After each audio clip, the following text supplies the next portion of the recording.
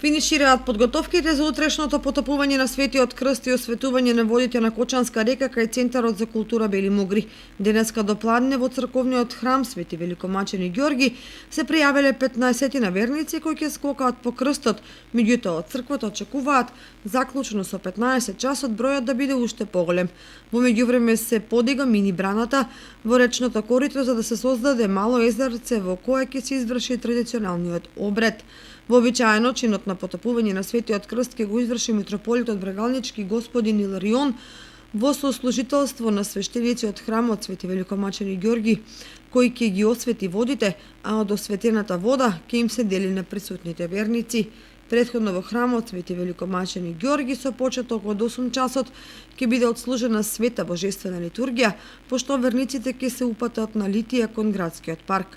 Воедно во храмот планирано е да се спроведе и традиционалната лицитација на икони од страна на верниците.